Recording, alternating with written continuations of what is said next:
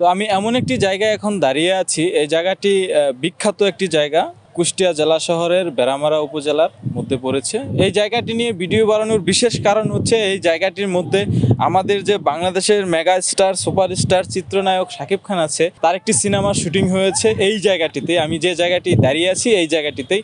সিনেমার নামটি হচ্ছে রাজকুমার। ইতিমধ্যেই আপনারা রাজকুমার সিনেমার গানে কিছু শর্ট দেখেছেন।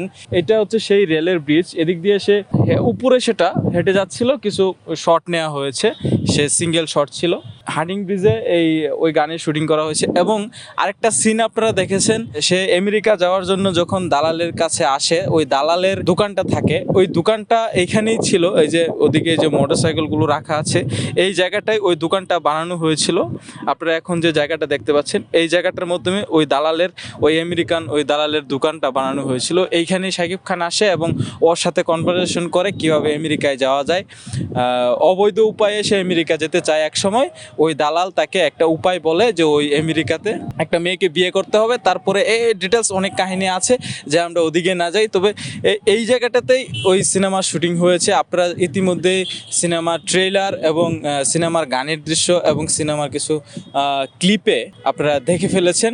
যেরকম হচ্ছে যে আমরা ওই সিনেমার অনেকগুলো শটে মরুমি সাধক লালন সাইজির এই সেতুটি দেখতে পেয়েছি, এবং হচ্ছে হার্ডিং ব্রিজ যে রেল সেতুটি আছে এই সেতুটিও দেখতে পেয়েছি, এবং ওই রূপপুর পারমাণবিক যে বিদ্যুৎ কেন্দ্র দেখতে পাচ্ছেন আপনারা, ওই বিদ্যুৎ কেন্দ্রটিও আমরা দেখতে পেয়েছি ওই সিনেমার শটগুলোতে।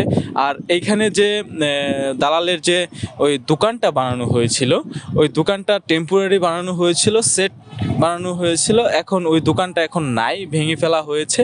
সেই জন্য আমরা দোকানটি এখন দেখানো সম্ভব হচ্ছে না, আন্তরিকভাবে দুঃখিত। এছাড়া সব কিছুই আছে, ভিউটা দেখলেও বুঝতে পারবেন যে আসলেই এখানে শুটিং হয়েছে। এবং এখানে শুটিং হওয়ার আরেকটি বিশেষ কারণ হচ্ছে, গল্পটা ছিল শাকিব খানের জন্মস্থান ছিল গল্পের মধ্যে, জন্মসূত্রেই সে পাবনার ছেলে, এই জন্যই আর কি এই লোকেশনটা চুজ করা হয়েছে। ওই পাটটা পাবনা, এই পাটটা হচ্ছে কুষ্টিয়া। এই কাছাকাছি ভাষা এবং কাছাকাছি জুনি করেছে, এবং লোকেশনটা চমৎকার, সেই জন্য হয়তোবা চুজ করেছে।